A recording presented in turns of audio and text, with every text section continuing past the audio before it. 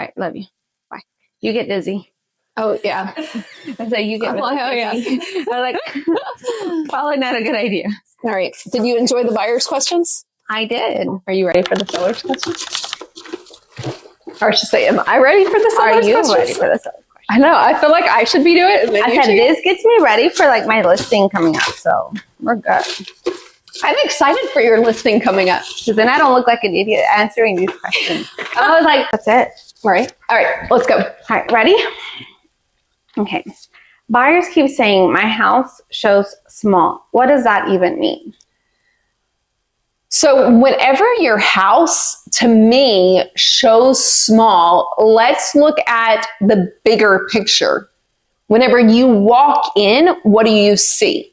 Is there a bunch of furniture? Is there a bunch of clutter? Is there a bunch of knickknacks everywhere? Is there a bunch of stuff on the walls?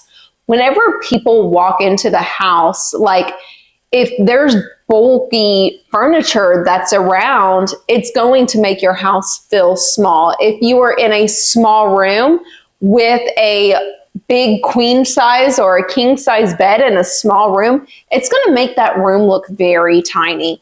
But if you take out that king or queen size bed and put like a small twin bed in there, then it will make that room feel a lot bigger than as if you have some big bulky furniture. So my suggestion would definitely be to remove a lot of the unnecessary pet cages, tables that are not needed. I think I even asked a lady to remove like the big grandfather clock because of it was so big and bulky that was just sticking out there whenever you walk through the door in the foyer. Removing that just made the space look even bigger. But as a seller, if I am currently living in my home and you are listing my house, how do you tell me to remove things but without making my life unfunctional? Because I'm used to having, let's say, that clock. That clock is what only clock. I don't like my kitchen. I don't like my phone. I don't like a watch. I just want to watch that clock. If you run into someone like that, how do you explain to them that them having that extra bulkiness or extra stuff in their house might make it difficult for for when a potential buyer walks through and they're like, what's all this? Like, what's going on? It's so tiny, so crowded in here. Well, from a realtor standpoint, how I try to explain it is that this house, you are trying to sell to someone else. So you have to think about how they feel and how they can picture themselves in your house versus yours. So if you need to live just a little bit uncomfortably while you are taking listing pictures and doing some showings, then I feel like that's just the least of the worries of pulling some of those items back to an extent. Now, do you need to pack all of your cups to where you can't have cups or your plates? Or no, absolutely not. Or can you put some stuff in hidden spaces? But whenever you have, big bulky furniture, and that's some of the feedback that you're getting from showings, is that it, can really make people think that, oh my gosh, this is really small. This is too tiny for us. Whenever in all reality, it's just your stuff. Move your stuff and your personal belongings out of the picture, then they can start to envision their stuff and their belongings in that space. Okay. Let's go. Let's see. What if my neighbor's property is an eyesore? Will it hurt my sale? It could. It definitely could. I remember a couple of years ago, one of the agents in her office was saying that she had the neighbor that had like trash in the yard, that a car, and people did not want to buy the house because of it looked like that. So she went over to the neighbor and had a conversation and kind of just gave him a gift card and said, hey, would you please take care of this for me? I will, if I bring a dumpster to you, can we get all of this removed?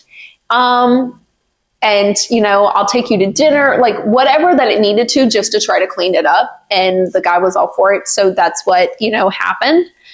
But at the same time, you have to think that it could affect your overall value.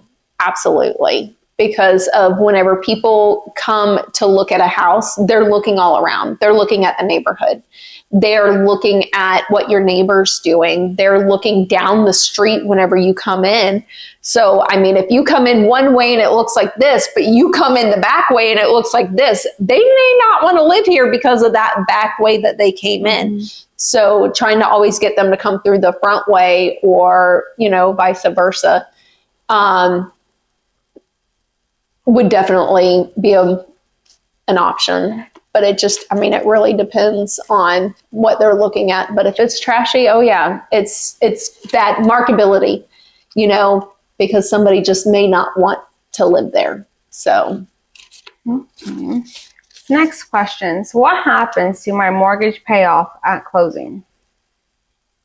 I hope that it gets paid off. But no, honestly, the title company is going to make sure that gets paid off at the end. They will make sure that they pay whatever that payoff is. They're going to request for you to send them authorization to get that payoff from the current mortgage lender and be able to pay it off at closing. If you are kind of not forced, but you're in a situation where your house sells for maybe a couple $1,000 less than what your payoff is, what kind of options are there? Pay it. But what do you pay out of pocket? So do you get a loan if you don't have the money? Yeah, you could get a loan and borrow it. Do what you need to get it paid off at the end, because of, saying if you were only here for 2 years, you sold your house and, you owe 10 grand at the closing table to pay some of the closing costs. You're going to have to come up with that money somehow. But you need to make sure that you can afford that before you even put the house on the market. So getting a net sheet prior to listing that house is very important. So where you kind of know those numbers, and then getting a net sheet along the way as well. So you can get a net sheet at the beginning from your realtor. You can get a net sheet whenever you go under contract from your realtor. You can get a prelim CD from the title company as well. So where you have their fees. Okay. So if I don't do any of that, my realtor didn't offer it, I didn't ask, I didn't know to ask, and we go under contract, what are my options then? You can be, if we're down to the closing table, your option is going to be to figure out how to get that money, because if you can be sued at that end number, you can be definitely sued to make you bring that money to the closing table, because you have to provide that amount at closing. Okay. So as a realtor, I would be verifying that.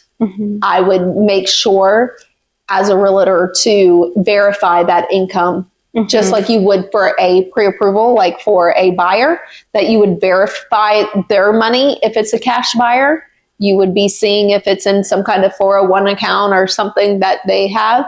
I would be doing that for the seller as well. Okay. Let's see. Next question. What happens if the buyers back out after inspection? Do I keep their earnest money? It depends what the contract states. It honestly depends what the contract. So if they're still in their inspection period and they have given you that list of what they want repaired and you are not wanting to fix those items and they back out and you're in that inspection period, then guess what? They get their money. If it is a residential contract, because it also depends on if you're as is and if you're residential. If it is a residential contract and they've given you a list, like these are the things that's wrong, I just want to back out, I don't want to buy it anymore. And you're like, oh, hold on, no, I'll fix it. Anything that you want done, I will fix. And they still want to back out, then you could possibly retain their earnest money because of you are willing to fix those items and it's on a residential contract. If you have a right to inspect addendum or you are on an as-is contract and you decide that you want to back out because if there's a cracked tile, you're more than welcome to back out in that inspection period and get your earnest money back. Now, if it is out of the inspection period or it's out of any kind of contingency period, anything like that, and you want to back out, then you may not get your earnest money back. Okay, so then that would be if the seller would be gracious enough to be like, okay, you don't want the house, here's your money. Yeah. Move on to the next spot. Yeah. Okay. No one is scheduling showings. Is it my price, photos, or something else? So it could be a multiple amount of things that could be going on. It could be the pictures that are on the MLS. You know, I've seen some agents come in and take cell phone pictures and it just does not show well on that page on the internet. Or I've seen things that don't need to be on that MLS as far as pictures go. So it's really how you present that house has a big thing to do with it. It could be price that has a big part in it. It could be a multiple thing. So the best thing that I would suggest is have your realtor reach out to other realtors and have them come in and kind of evaluate your house. Like, what is going on? Why am I not getting showings? Why am I not getting people through the door? What else can I do in order to get this done? And realtors are going to give you their honest opinion. Oh, they will. They will. So how do we evaluate multiple offers? Is the highest price always the best? No, the highest price is definitely not always the best because there are different points of the contract that we negotiate. So just because of you have the highest price doesn't mean that your bottom line is going to be higher than what another bottom line would be. It could be that this one has, $10,000 in closing cost assistance, or this one may say that you have to buy a home and warranty, or that you have to pay all of these closing costs and the title, and it may cost you. Or this one that has the higher price may have a home sale contingency on it, but this one that's a little bit lower, that's a cash offer, has no contingencies. I mean, which one would you rather take? Would you rather wait because this one's got a higher price, but you never know whenever their house is going to sell because it may not be under contract yet, or it may fall through, and then you end up paying a couple months worth of your mortgage, which would equal out to what this one over here with this cash offer would be, and you could have closed in 5 days. Okay. Let's see what's next. What should I start packing, and what do I do with my stuff during showings? Ooh, one of my favorite things to say is stick it in your garage. I know that's so bad, but I'm like, box it, label it, and shove it all in your garage, because if people don't, whenever they go in your garage, they just look at how big your garage is. They look this way, they look that way. So I always tell them, but man, you can stick your stuff in closets. I've told them to shove them in drawers, do whatever you can to make it look nice and neat on the outside, but whatever you're hiding underneath things or in things or packing things or putting things in storage, I mean, that's up to you, but leave it as minimalistic as possible. Okay. Couldn't think of another question to I follow had it a up with. question, but I went blank, so we're just going to move on. I'll ask when I remember. What do I do with personal photos, religious items, or political stuff? You see, you have the question in the box.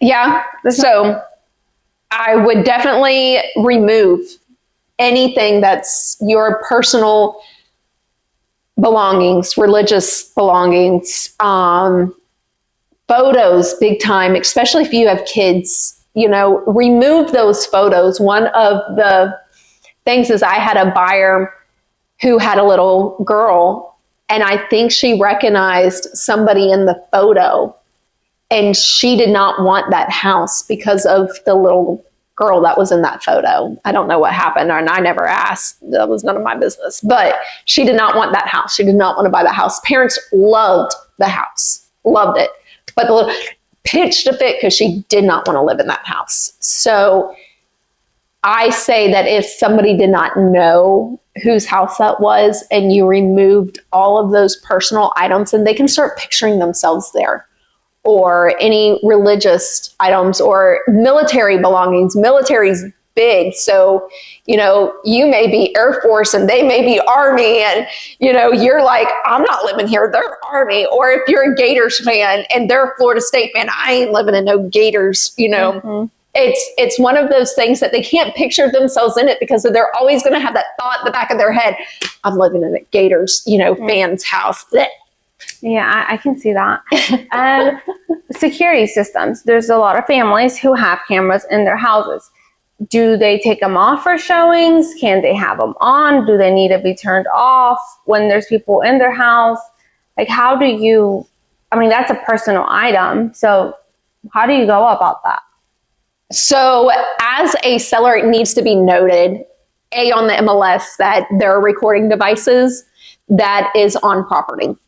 So like in my house, if I had somebody come in to look at my house, I have cameras inside my house, mm-hmm. and I have cameras on the outside of my house.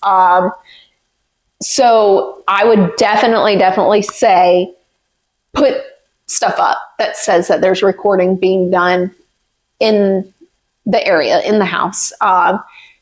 And I would not turn them off, because of, you never know what's going on. And from, even as a buyer's agent, whenever I have buyers, I don't mind the cameras being on, because I would never want somebody to say that something's missing or whatever because of me or my customers.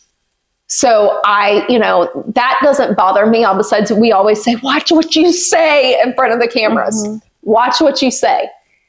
But definitely, just make it known that those cameras are there. Even if it's just the Ring doorbell, you need to have something that says that there's recording done. Okay. And placements of those cameras. Yes. The same. We've seen some very sus positions for cameras. Yeah. Should I get a pre-listing inspection? That is a tough one. It really depends what you want to know about your house before you go to list it. Because you may find out some stuff, especially if you have an older home, that you did not want to know.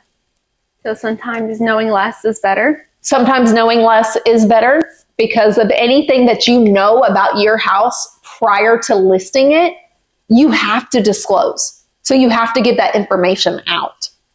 100%. You have to tell. That agent has to tell. You cannot keep anything like that secret.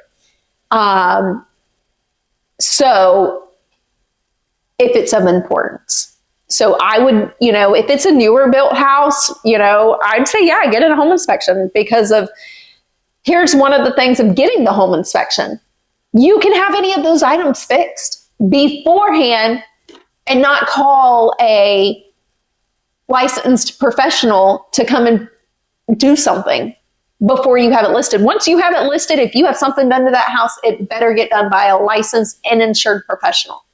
But if it's before listing and you have them come out and do a pre-listing, and it's, something that needs to be done, you can take care of it yourself, to an extent, of course. Because some things, like if you need a new roof, you better not put on a new roof. And if it requires a permit, you better have somebody licensed and done if you want somebody to do that. Because of, if a permit is pulled, mm-hmm. and the owner has pulled it himself or herself, then you cannot sell your house for, I think it's a year.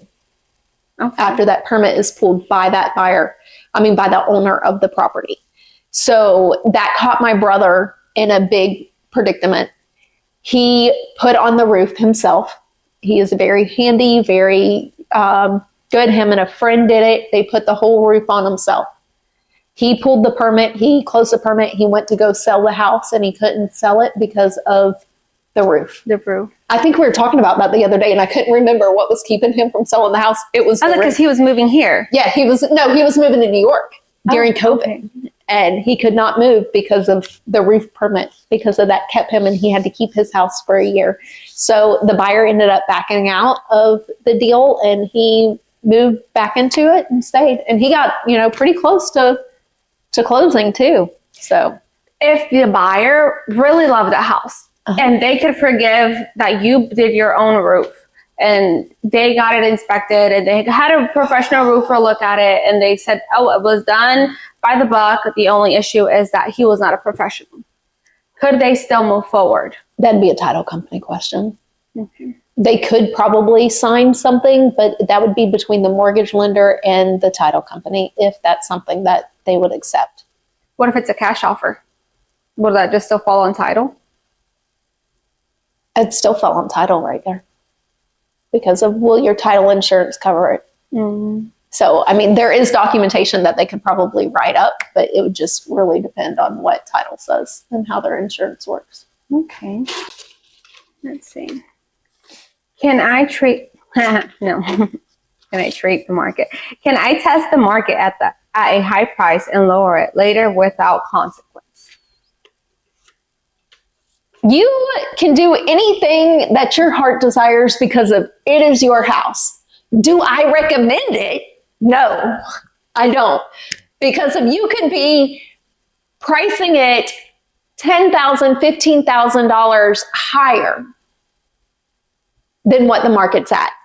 So saying that you list the house at $315,000, but the market's calling for $300,000. That $15,000 can make such a huge difference in the market. And if you're staying months, like a year on the market, you've just paid a year's worth of mortgage that's probably costing you well over that $15,000 because if you couldn't get anybody to buy it.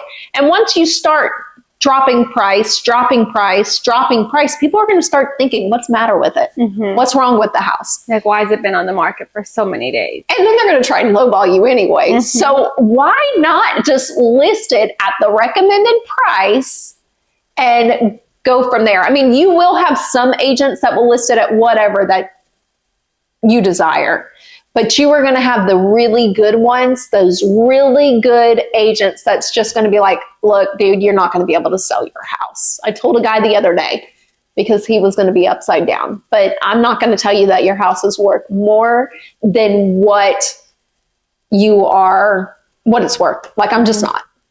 Just to get your listing, it doesn't matter to me. Because I don't list houses just to list them and put them on the market. That doesn't make sense for me. I want to sell your house. Yes, and as quickly as possible. Yes. Okay. This is going to be our last one, so let me shake those up. It's not like we know what they are, but I'm going to shake them. And it says, when we go under contract, how long do we have to move out? Whenever you go under contract, how long do you have to move out? Well, it depends what your closing date is. So if your closing date is 30 days, well, you want to be out at least at day 28, 29. Like, you want to be out of there. You have to be out before closing for sure. And it would be great to be out before that final walkthrough because they could come in the night before to do that final walk and everything should be completely out. So where they can get a good sense to make sure that everything in the house is good to go.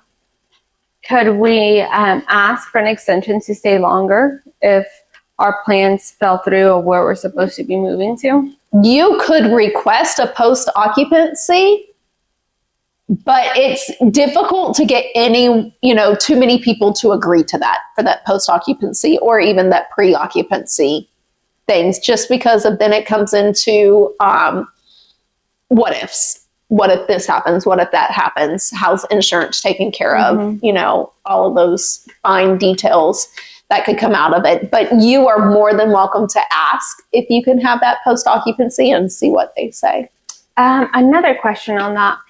Let's say you have a lot of stuff in your backyard and for whatever reason, your house has been emptied, you've been packed and moved, but you left all this stuff in your backyard. And it's not stuff that you can just toss in a trash can. It's where you have to hire someone to come and remove it. And you don't want to pay it. So you're like, whatever, it's the buyer's problem. Here comes the final walkthrough. And they were told that everything, including what's in the backyard, is going. Mm-hmm. And they show up, final walkthrough, and all that stuff is still there. Do they have to close, or can they say, we're not closing until that is cleaned up? Oh, absolutely. They can say that. Then look at your contract. Is it an as-is contract? Was that verbiage written into the contract? Because if it was an as-is contract, that as-is is as-is. Mm-hmm. Personal belongings, may not belong, or it may say it in the contract. So it really depends. What does that contract read? But all of their personal belongings should be out. So I would not close unless all that stuff is gone, or there is money put into escrow in order to pay for the removal to get all of that stuff gone. Mm-hmm. So I had somebody leave a mountain of rocks because if he was going to have rocks delivered and put them in the front yard, but instead of actually doing it, he had them delivered and he left them there. And here it is, the day of closing. Buyer does not want this mountain of rock. They did not want rock, period. And they were so upset. Here is me and my partner, Lisa, shoveling rock into a trailer in order to get it out of the house. And we had to take care of it. But that's not really our job. It's, should not have been left there at all. But yeah, absolutely. Something should be left and don't close until that's taken care of. Okay. Well, that's all the questions we have for today. Well, I'm Tanya Rivera with the Property Group 850, and this is Daniela. And if you guys want to stick around, we will come back later and do another round of questions for y'all.